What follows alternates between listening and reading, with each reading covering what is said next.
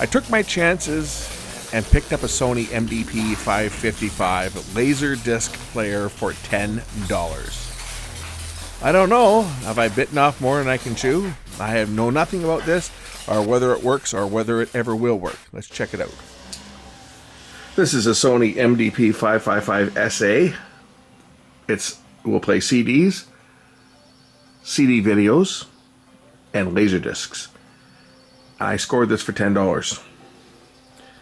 Don't know anything about it, whether it works or not. One thing for sure is I can't test it yet because it's got the wrong type of plug. But this is an NTSC model, and it operates from 100 right through to 240 volts.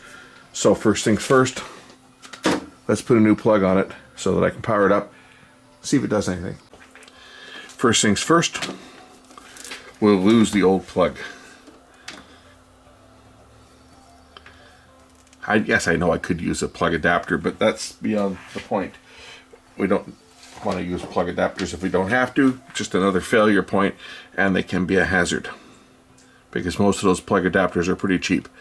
So I'll cut the cord off and leave like an inch so that if I ever wanted to put this back onto it, I could, although that's not in the cards. Inside here we should have a brown and a blue wire to represent the hot and the neutral. Not that it matters, it's not polarized because this cord here was not a polarized plug. But typically the blue wire, I believe, is the neutral line on the European plugs. Don't need to strip much back of the jacket, just enough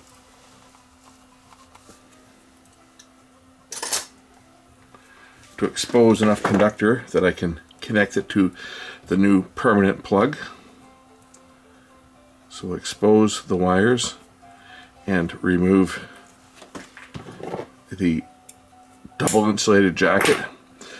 This is what's called a double insulated cord. By the way, for those unfamiliar, most cords in North America would just have the bare conductors with one jacket, and the jacket would be fused together, such as a cord like this. This is what we're more used to seeing in North America. This is a single insulated jacket cable. As you can see, sometimes it's called a zip cord, but the conductors are just have one coating of insulation and they're molded together as one. This is a double insulated, so each conductor has its own insulation, and then it has a separate sheath that's wrapped around the two wires.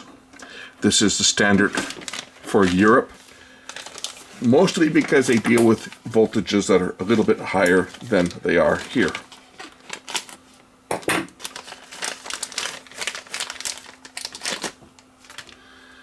So I have a little conventional plug.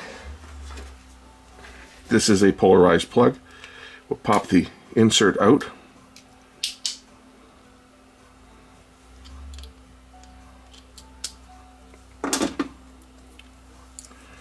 Put the wire through the back.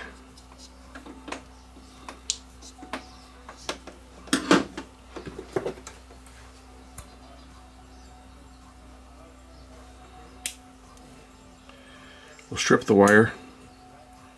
Now, in a previous video, a viewer chimed in that what they do when they're dealing with stranded wire is they leave a bit of the insulation on the end, which stops the end of the wire from unraveling. That's certainly a valid thing to do, but we can just as easily tin the tip of the wires, and that'll stop the strands from unraveling when the screw is put in. So what I'm going to do is just tin the end of the wire.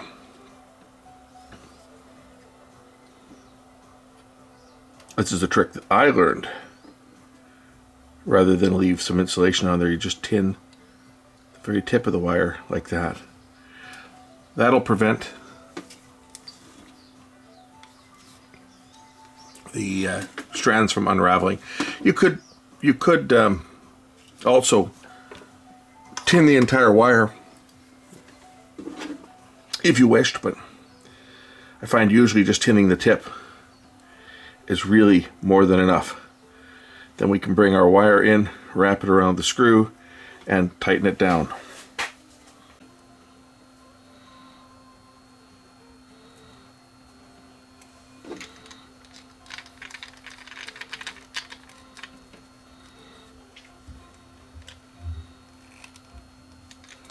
tinning the tip of the wire prevents the strands from fraying out when you tighten down the screw. Okay, new plug is on. I'm excited. Let's plug this sucker in and see, is it gonna work or did I waste my money? We'll find out pretty quick. On the back there's a voltage adjustment for 100, 120, 220 or 240 volts. It is set to 120. Power the unit up and it immediately turns on and I get a blue screen. Let's just see whether it's going to do anything. Is it going to open? And the disc tray opens. I'm closing it there, so let's open the disc tray. Excellent. That part works. As you can see, we have space for CDs. We have space for 8-inch Laserdisc, which I have several 8-inch Laserdiscs. I should show you guys some of my Laserdiscs I've got. There's a reason why I want to have as many Laserdisc players as I possibly can, because I have a lot of Laserdiscs. Oh, that closed on its own. Why did it do that? I think we have a belt slipping. I think we have a slipping belt on this thing. Yeah, I think we're going to have to change the belt. But I'm going to grab a Laserdisc first and see if it will play. We'll start out and see if it'll play a disc. And if you guys want to see some of my Laserdisc collection, let me know. I'll make a video on some of my collection. I've got, as I say, I've got a couple hundred movies that were given to me. Most that I've never even watched. I've got classics. I think I've got all the Indiana Jones and Raiders of the Lost Ark. I've got all three Back to the Future. I've got, I think I got Star Wars, the original theatrical release on. It's on 6 sides. It's on 3 discs. It's a CAV version. I've got the Beatles Help, the Beatles A Hard Day's Night, and the animated Yellow Submarine. I got all kinds of movies that I haven't watched, and tons of concerts. You know, light that's flickering here. It's driving me crazy. What the heck's going on? Every so often I see a light flicker. Okay, let's see if this thing will spin up on this disc. It says stop on the screen. Will it play? Well, we'll find out pretty quick here. Well, that doesn't sound good. Pretty noisy.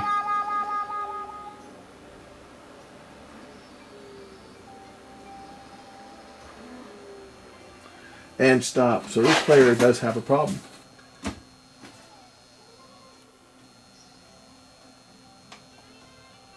Well, let's pull it apart. It does not play. You know, I got this off Facebook Marketplace, and the person that sold it said it played. There was 2 of them listed, you know, for like 15 bucks. And one guy said his definitely did not play. And this one said, in the ad, it said it plays. But as we can see, it doesn't appear to play. So let's pull the top off it and observe what it's doing. I'm just going to take the disc out first. Got to wait for it to stop spinning.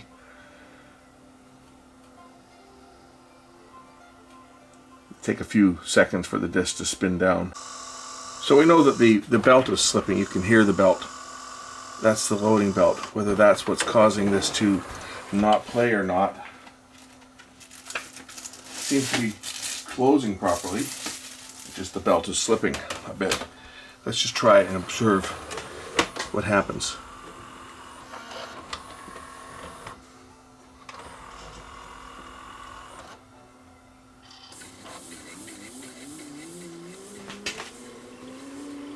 It may just be the disc is slipping a bit too. Well, now it appears to be trying to play. Well, it's trying. Doing something. Nope. It's not focusing, it looks like. Now it might be the motor is slipping. It might not be clamped properly. This disc also appears to, like, it feels like it's got some warpage to it, but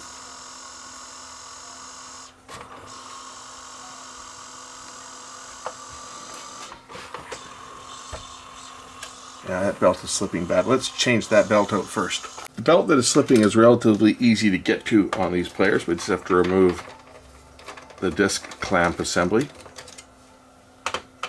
It's right under here.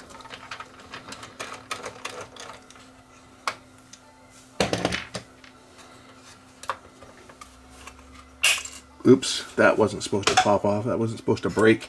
Plastic is getting brittle, very brittle.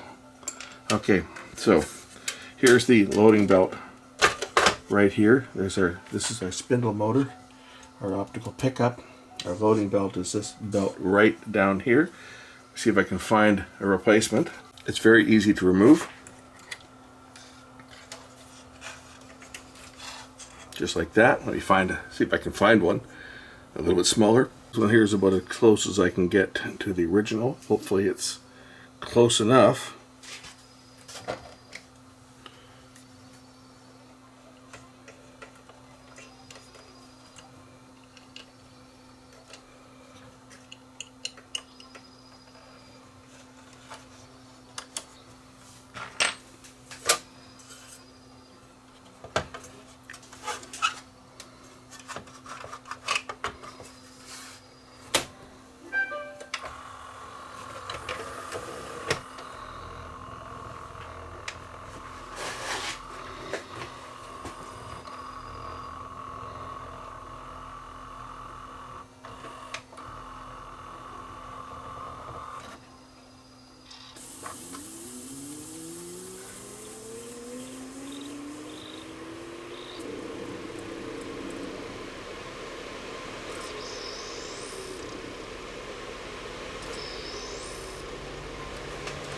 It's trying, but it's not. It did not read the table of contents, unfortunately. It just it spun up and then it stopped.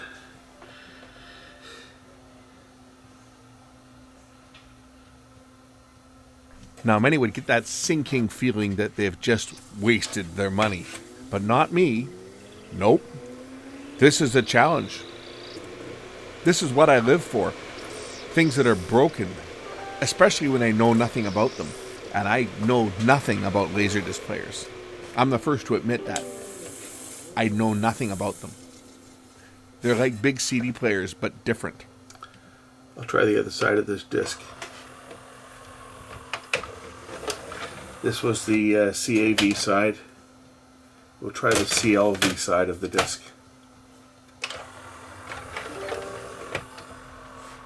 If you think I have an idea of what's wrong with this player at this point, you'd be completely wrong. I have no clue. I know nowhere to even begin looking. I have no manuals for this model. I have no experience with this model. So my confidence level right now is not very high that I'm going to be able to get this one working, and I may not get it working. We'll have to wait and find out.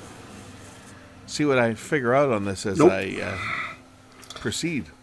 It's not going to play this one.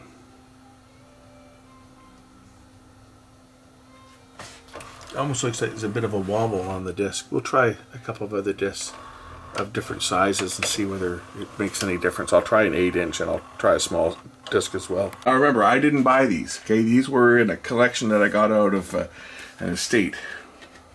So I got all the discs that were in the estate, including Paul McCartney's Rupert the Frog song. This is an 8-inch.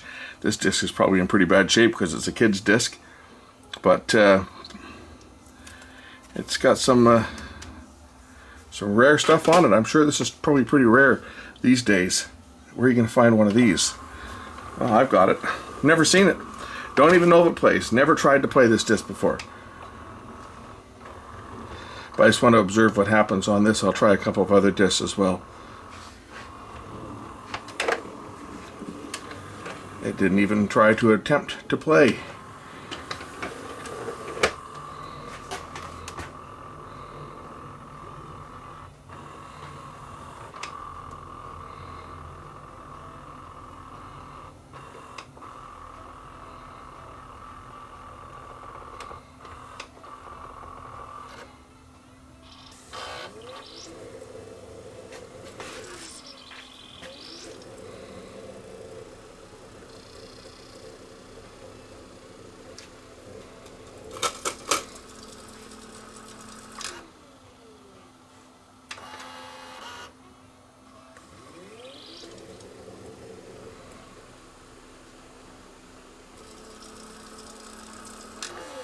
The only thing I'm getting on the screen is the blue screen that says play, and then it goes to stop. So there's no point in showing you guys the screen. But it's certainly trying to do something. Okay, laser's moving.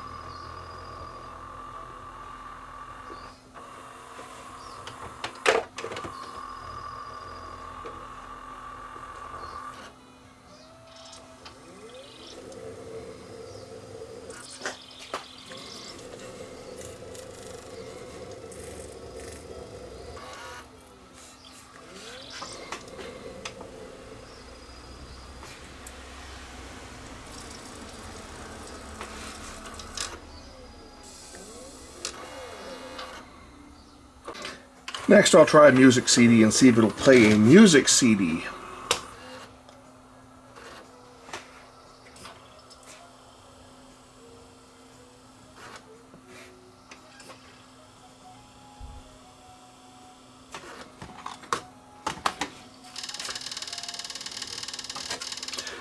I get nervous when I see these ribbon cables that have got big kinks in them because these were problematic. It might be the ribbon cable is damaged. It could be a bad laser on this thing. It doesn't seem to want to play anything.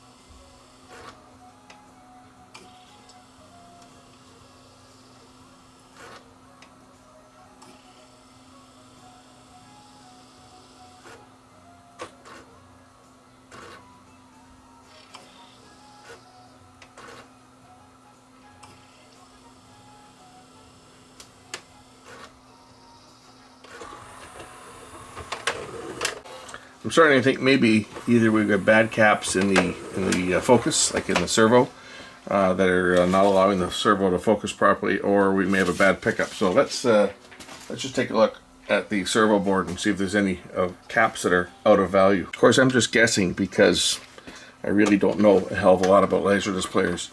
They were one of the few items that we didn't service much when I was in the business. So very, very few Laserdisc players.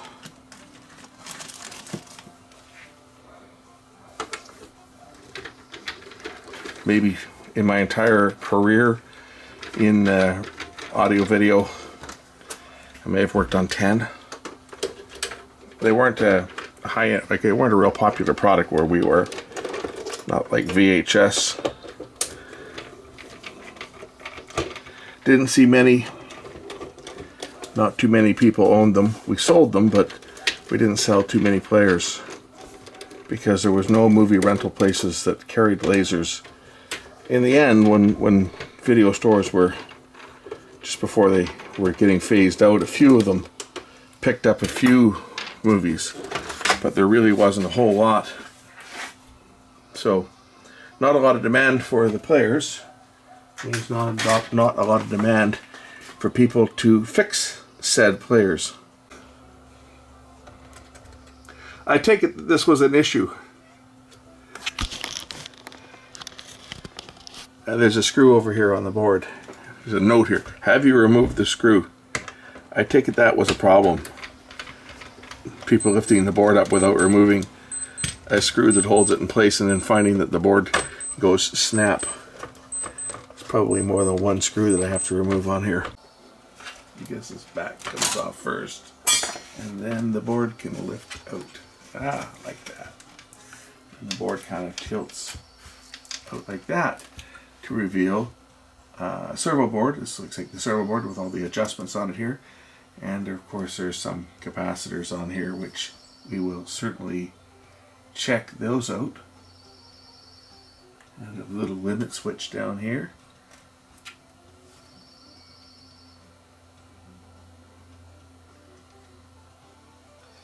I'm interested in the servo board because obviously that's what controls the laser.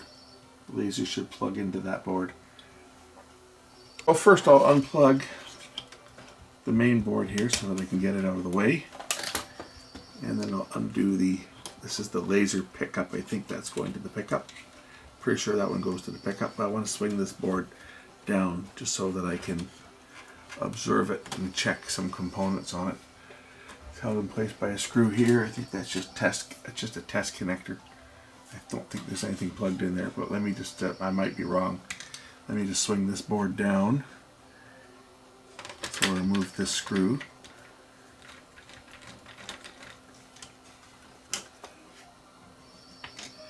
And then lift this board out. Okay, so that's the laser plugged into that. This is the board that I'm kind of interested in checking out. So I'll unplug the laser.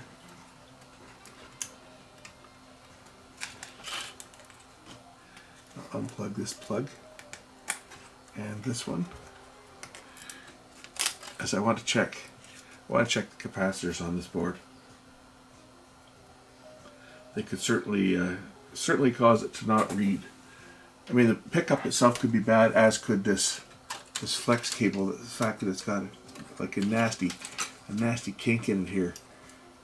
I know that these flex cables had a tendency to fail, but it's not torn or anything. But they still have a tendency to fail, and it might be that. But first things first, let's just inspect the servo board, as that's a likely place where there could very well be a problem. So we'll just set this board back in place just for now, just to get it out of the way.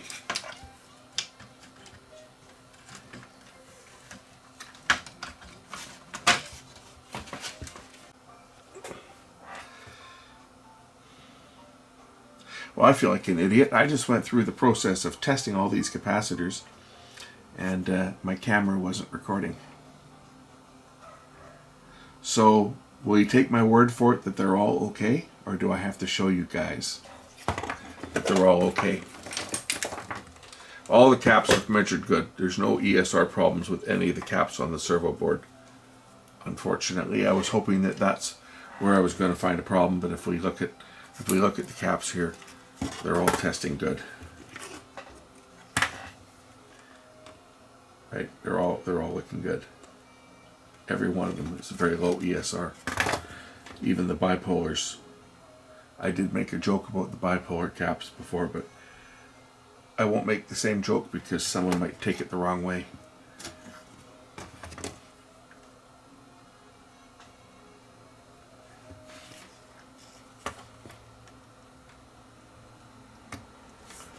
It's okay, I don't remember the joke either. Seemed funny though when it first popped into my head about a bipolar capacitor.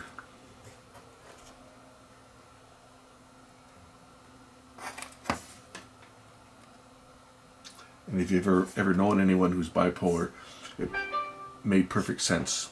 The man I worked for 20 years was a certifiable, I think.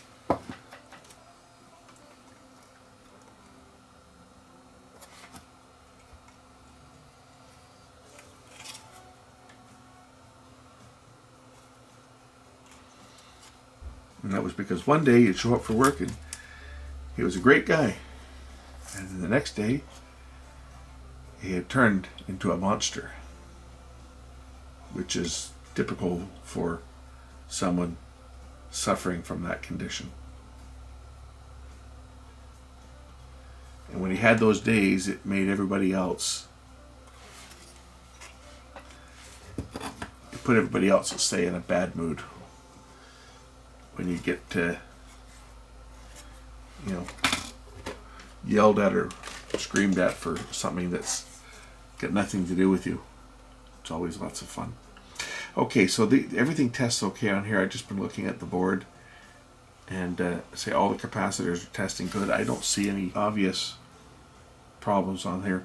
We'll check the ribbon cable. I'm just going to check it and see if there's any of the traces that are open. And I'll just unplug it from the bottom of the pickup here, because I can take it out from the bottom of the board.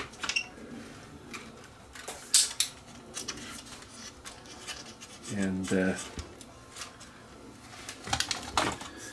we'll check this for any of the traces being open. That was quite a common failure on these, where these ribbon cables went bad. So I got to check them. I'll check all the connections to make sure they're all going through. See, there's a crease in it here, which when I see a kink like that, it always makes me nervous that it may have damaged it. I can shine a light through it and see if I see any opens. That's one of the ways to inspect it. See if we can see any light leaking through where there shouldn't be any. And then of course put the meter on it and check it that way. So I'll test the ribbon with the meter.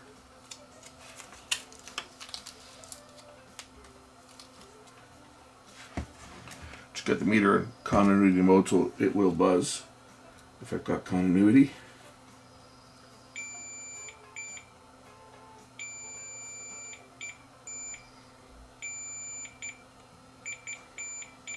So I've got continuity on all the traces now, but the concerning thing is sometimes when they flex, they will go open when you have a kink like this.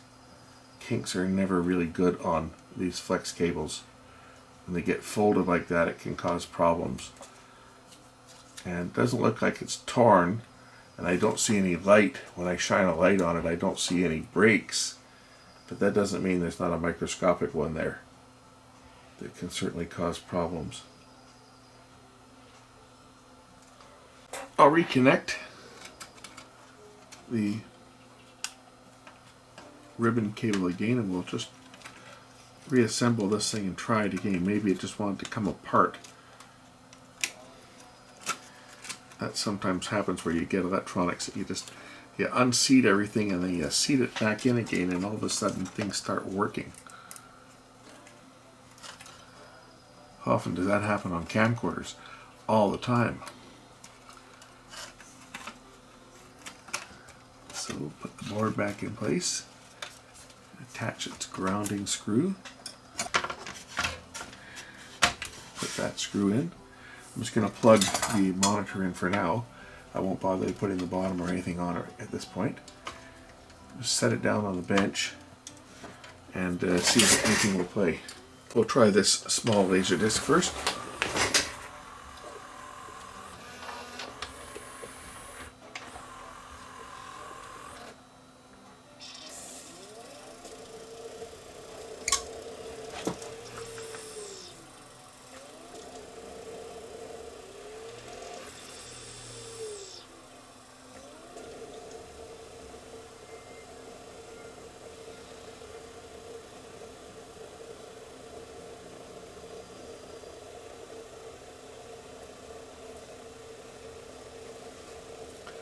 Let's try to do something.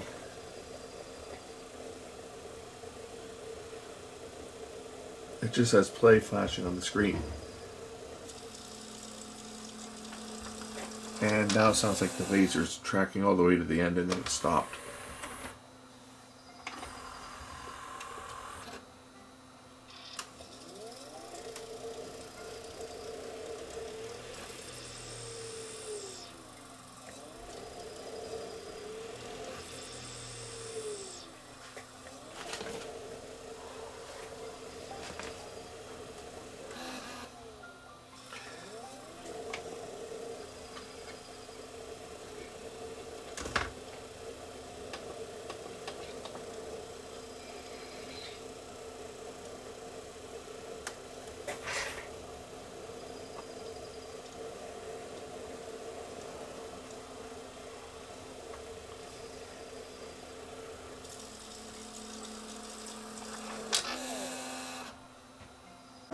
I was looking at this board from the top side and I thought to myself, geez, you know, is that a bad connection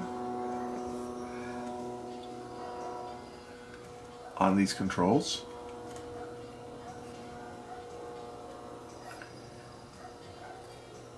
Focus balance, that sure looks like that could be a cracked connection, doesn't it? See if I can get a closer up shot of that, but that certainly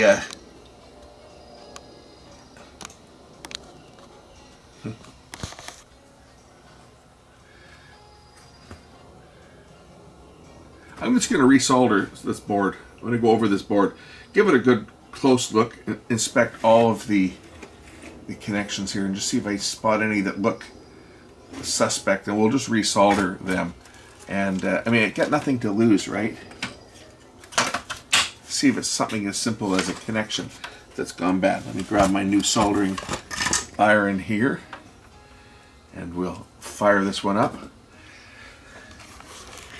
We'll go over those controls and maybe give them a little bit of a tweak, just either, you know, back and forth a bit to clean off any crud that might be forming on them. I'll get my good eyeballs on here so I can see what I'm doing. In other words, my magnifier. And we'll go over this board. and just see whether that's where the problem might be. So, new secure soldering iron on. You know how quick this thing warms up. Love it.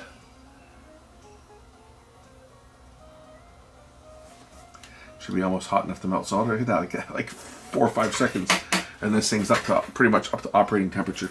So let's do some connection work on here.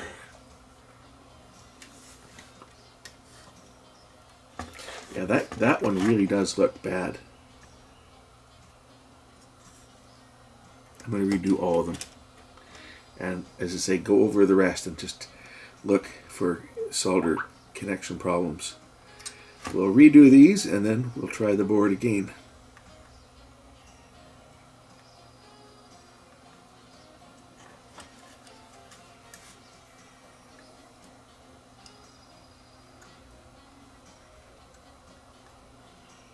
Got all the doors and windows open today because there's a member of the house that has tested positive for COVID. They're not sick with it, but they tested positive, so we're taking precautions here today.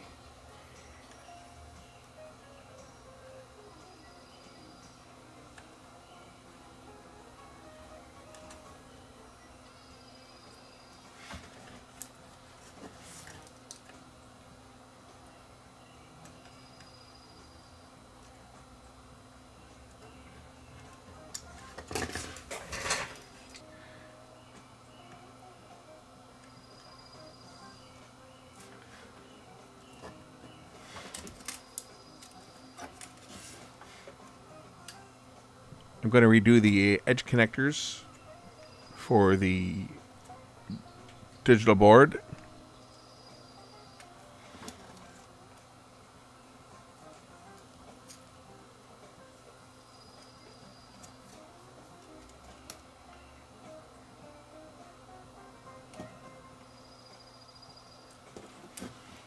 So I'm just going to redo all of these connections on these plugs. And I'm going to look at others, just go over the whole board and basically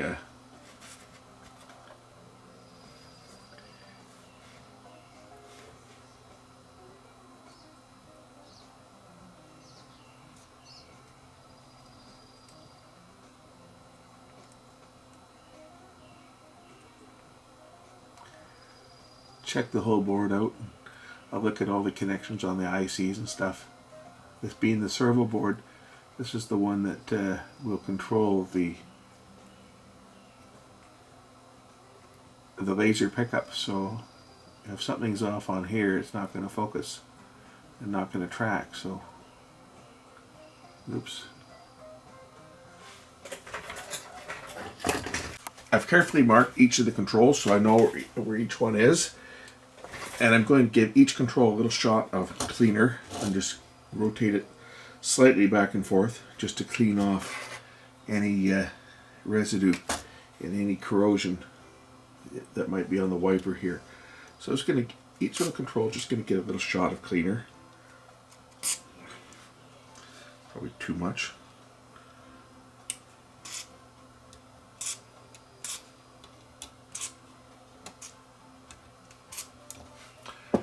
And then I'm just going to ever so slightly move each control and put it right back where it was.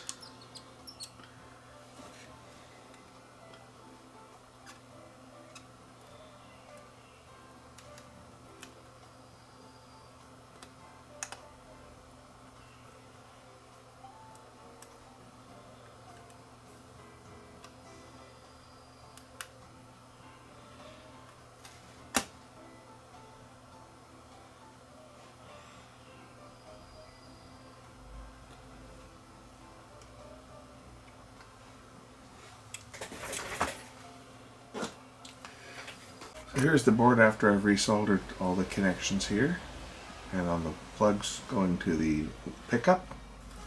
The pickup plugs in over this one here, is it not? Let's see here. How does this go in? This goes in like that. Yeah, so the pickup is this one here, and this one's back over to the main board. So I'm just looking at all these connections down here, and they all look to be okay.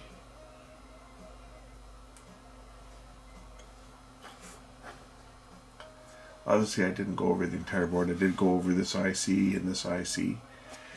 We'll plug this back in and just see whether we have any change in the way that the unit behaves. So let me just get the board plugged back in.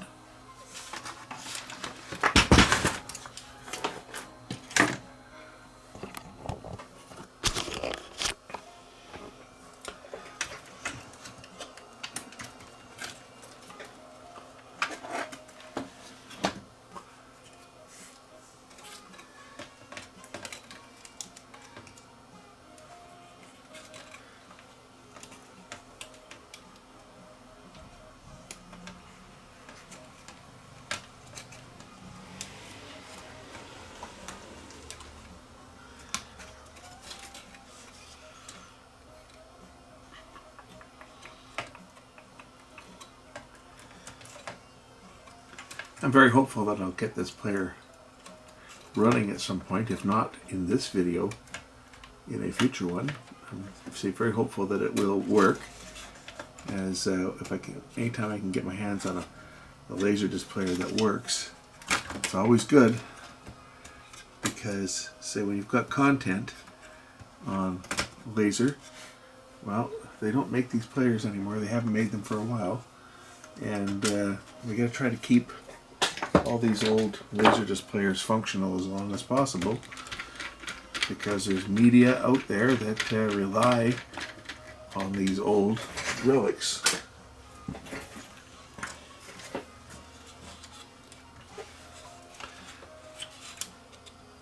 And that's going to be the demise of this old media. It's not going to be that the media fails, it's going to be the ability to play the media back, because the equipment required to play it back will no longer be available. I think your CDs and DVDs probably a little longer, just because of the sheer number of playback machines that are out there. They're not going to be going away anytime soon. But other less popular formats, such as the Laserdisc, yes. So once again, we'll power the unit up, put a disc in it, and see whether it does anything.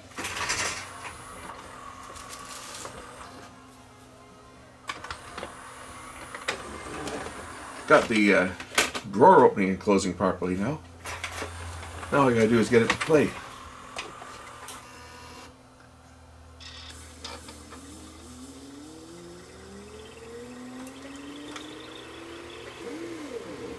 Well, that's a different sound.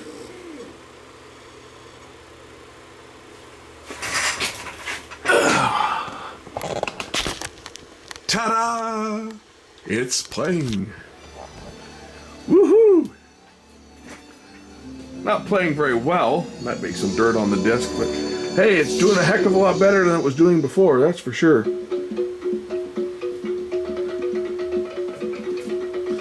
Well, we're making progress. Definitely making progress. That may be just a focus problem now. So what we had a problem with those controls. It was going to be those controls. That one probably that was unsoldered was the one causing the problem, I think, probably more than anything. It certainly is playing now, whereas it wasn't playing at all before, so we've definitely made progress. I'll try the CLV version of that disc. That was the CAV side. Let's see what it does on the other side. Will it play as well? You know what? This disc just doesn't appear to be clamped right. That might be why.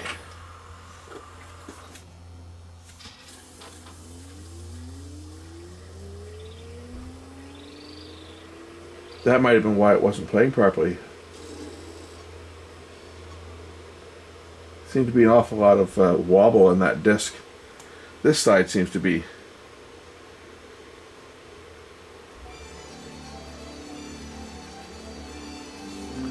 Playing a little bit better.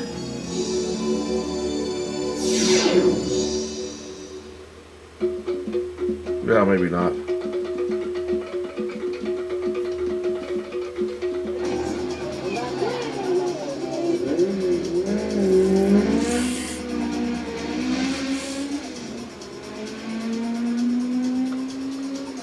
We just try some of the settings on here for the playback, for the picture. Let's see here.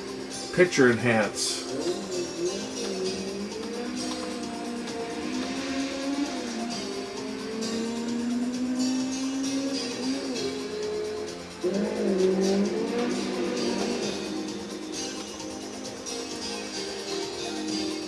Hey, we're doing a lot better than we were before, that's for sure. When I had nothing play at all on it. That's looking a lot better than before. Let's just try a couple of other discs. Let's try this beat up little disc with the cartoon on it. The Paul McCartney disc. Well, so he did the music for it. So we won't be able to play the music on this. In fact, I probably won't even be able to play more than a couple frames of the disc. Maybe the opening logo is about all I'll be able to get away with on this. But I want to see that it plays it. And then we'll try some CDs, and I'll go get some other discs and we'll see what happens. Now this disc is in sad shape. It's got a lot of scratches on it, so it may not even play. At least that side's got a lot of scratches. To say this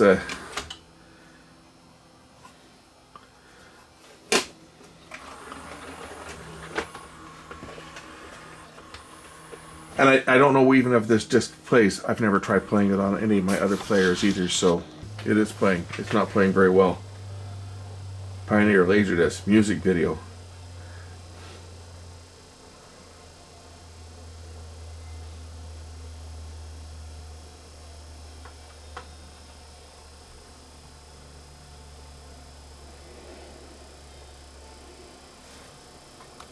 But the fact that that disc even played at all, look at how bad it is. Yeah, this one's, as I say, this one was one of the ones that was given to me. That one, and it's obviously was a kid's disc.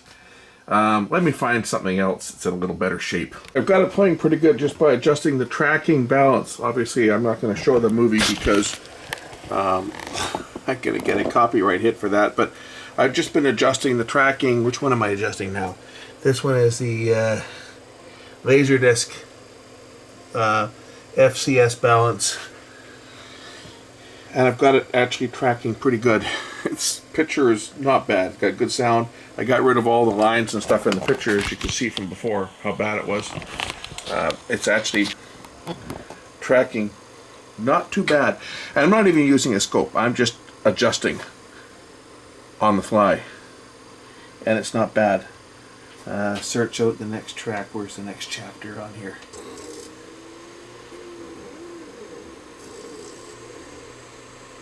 There we go.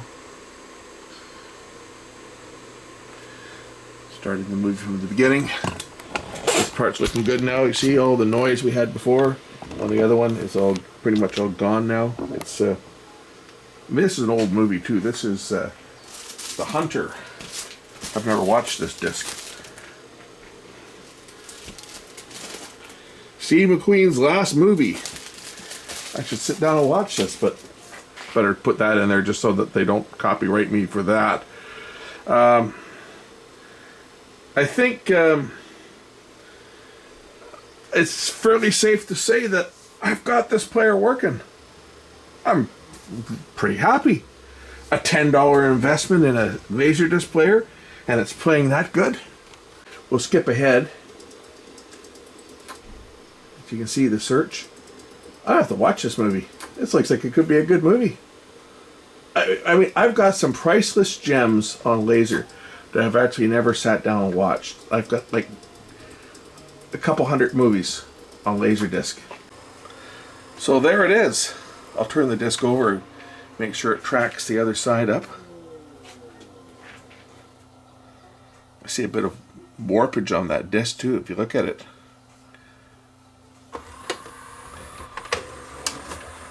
I don't know if it's the disc or whether it's the player. It could be the spindle. But so far so good. You see what I mean? They just, you'd wonder how these things actually ever work. Here's side 2. Looking good. So I think that's safe to say that this Laserdisc player is fixed. I'll try a CD on it next. Make sure that it plays a CD. I'll try an audio CD and a CDR. So this is an audio CD first.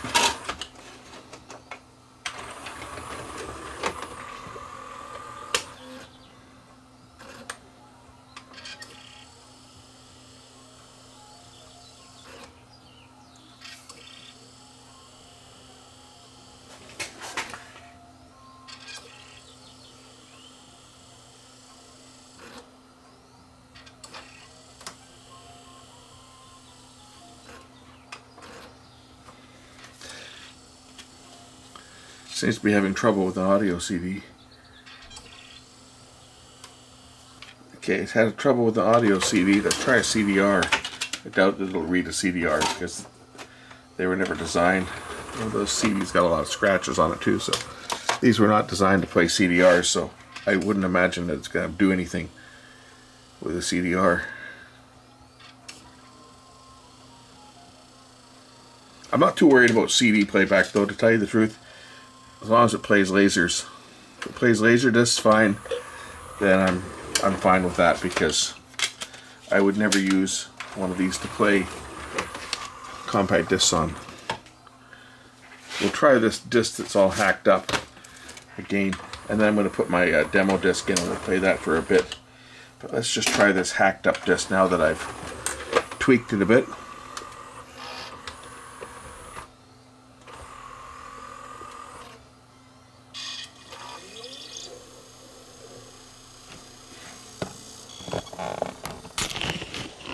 Yeah, it's playing a lot better. A lot better than it did before.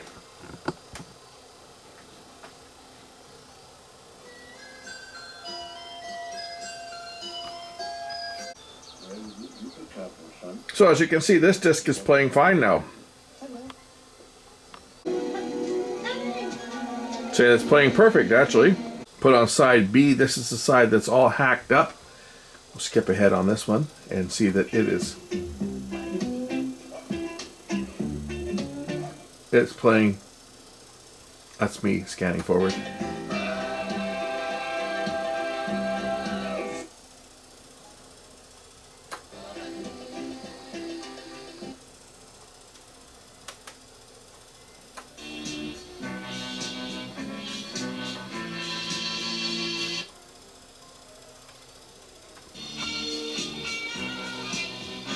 Now this disc, if we look at the side that I just played, this disc is,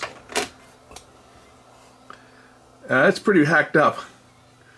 It's pretty dirty because it's been just like that for the last however long it's been there. So I'm going to put my Sony AV laser test disc in again. We remember how this was playing a few minutes ago when I tried it, when I first got this thing to start playing. It was pretty sad after making that adjustment.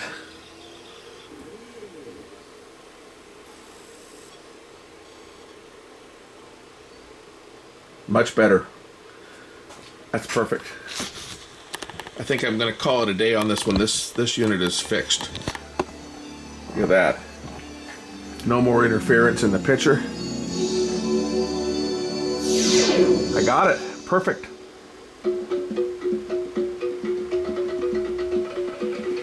Okay, there we go. That's a Sony. This is an MDP555SA. So I got this thing and it wasn't doing anything.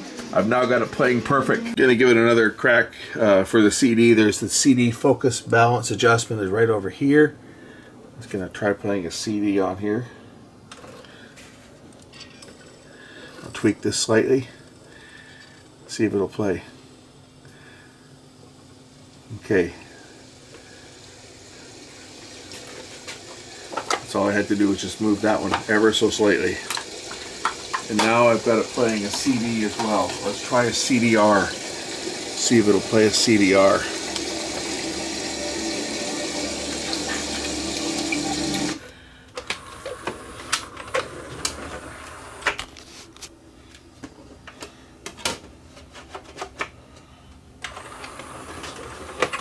And I'll go see if I can dig up my my CD video. I gotta find it. I don't know where I did with it. It's in the house somewhere.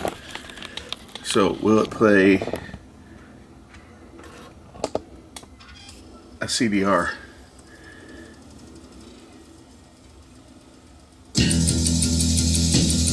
Yes, it does. Excellent.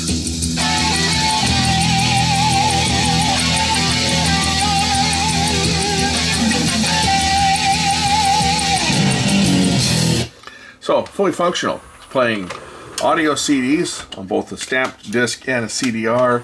It's playing Laserdisc 8-inch and 12-inch. And I'm just going to go find my CD video. We'll see if it plays that too. Here I have the Robert Craband smoking gun.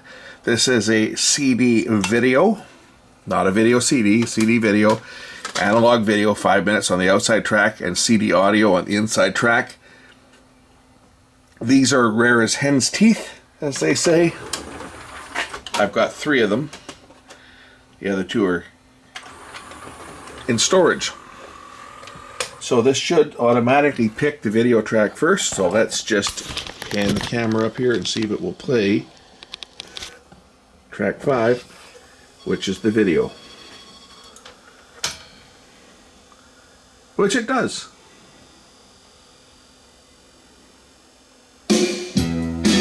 Okay, I guess I can shut that off. That about does it for this one. This one's playing everything. It's playing audio CDs, playing video CD, and it's playing CDRs, and it's playing Laserdiscs.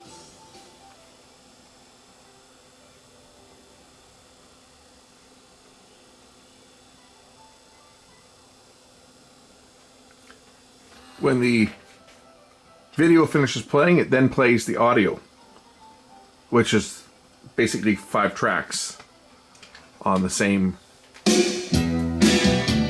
disc. So this got the same song and 3 others, 4 tracks. So you bought one of these and you got like an EP. You got 4 tracks plus you got a bonus video. I bought this for $1. And it's a great CD. And it's got a bonus video. Anyway.